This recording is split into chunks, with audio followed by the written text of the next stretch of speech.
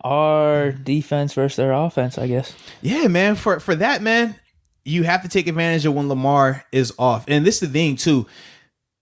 Lamar off is different than like Seven and Brady and those guys because personnel-wise, this is the thing. With our receivers, right? Ben doesn't have to be perfect every throw. We can agree upon that. And Seven has the receivers. They can go and make him right.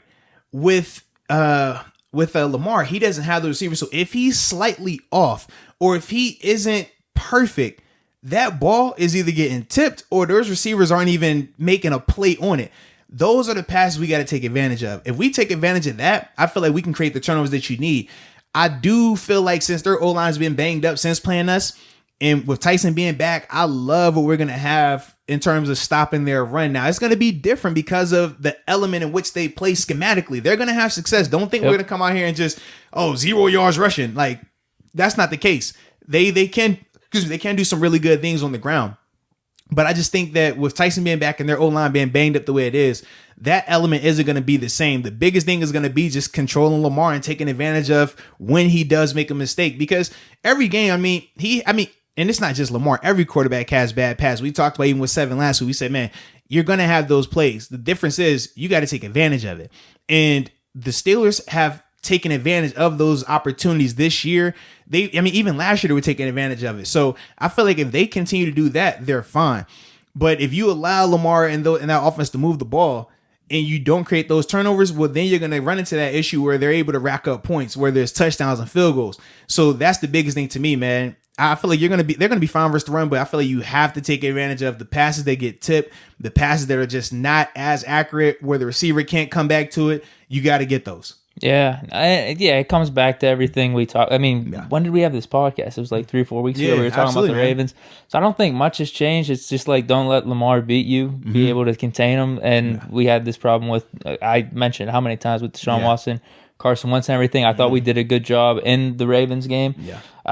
Dude, I think he's mainly their offense. It goes back to everything what you're saying. I'm not worried about any of those weapons. Like, Marquise Brown, I know he made that comment of like, yo, you gotta utilize the receivers. Yeah, come on, man. But like, he's still having drops, man. And then the one play in the Patriots game, he's running down the sideline vertical pass, and it seemed like Lamar like forced it down to him, where he's like, I'm going to take a shot, and it goes back to your point. Like, I think most scenarios, if you have Claypool, if you have certain receivers out there, like, that's a good pass. At least you're going to have a 50-50 ball. Maybe your receiver's going to catch it. Dude, there was no shot in hell he was catching that against that cornerback. Well, even last week against the Titans, the pick, he's taking a shot downfield, and if that's Claypool, if that's Juju, you at least like them to be competitive where either they're coming down with it or no one's coming down with it.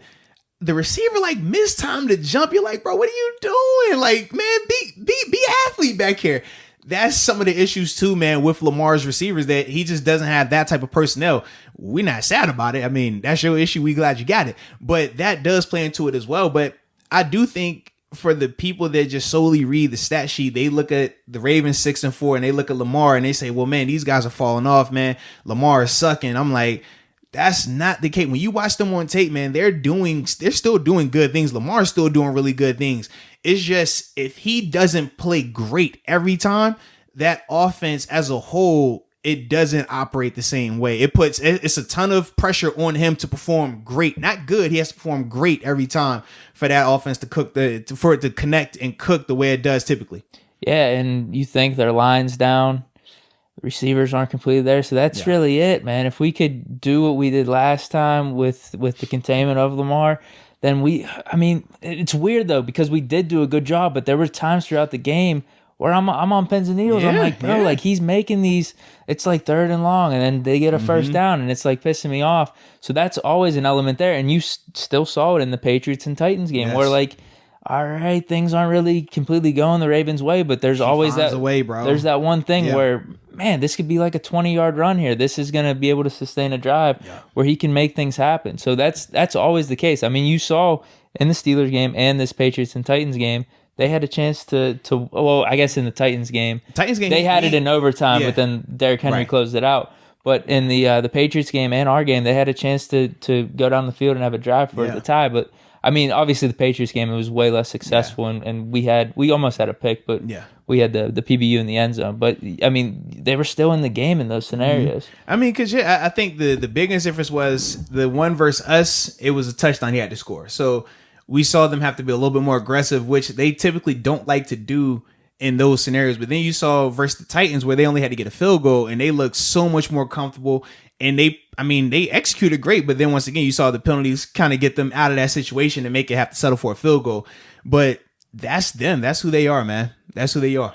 Yeah, I don't think there's necessarily going to be a point where you feel completely confident. Yeah. Unless, like I said, unless we're up like double digits, I'd feel a lot better about that. Now, how do we get there? We obviously disagreed with like philosophies on that and stuff, but hopefully we can get there in the first half where we're up like 14 points. I'd feel so much better about that going into the second half, as opposed to maybe it's a close game where which team is going to start controlling the ball more and really take over this game. I agree, man. I'd rather be the one that's up. We're up 14, and we could start doing things on defense where we make them more or less one-dimensional, you know? I like it. This segment was brought to you by DraftKings Sportsbook, America's top-rated sports booking app. And we know sports booking isn't allowed everywhere. We know this.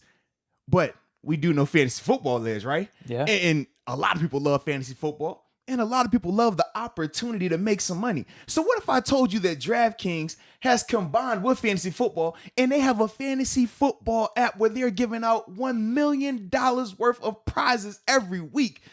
I mean, that sounds pretty good, right? Sounds amazing. I agree. And you know me, I was in retirement. You were in retirement. We weren't even fantasy football guys. When they broke out this deal, along with the promo code Moats, giving us up to $1,000 in deposit bonus money, we both came out of retirement. We said, look, take our jerseys out the rafters. We're coming back, man. We are coming back. So what are you waiting on, man? Make sure you download the DraftKings Sportsbook app or download DraftKings Fantasy Football app. Use the promo code Moats and go out there and get that opportunity to make a little money.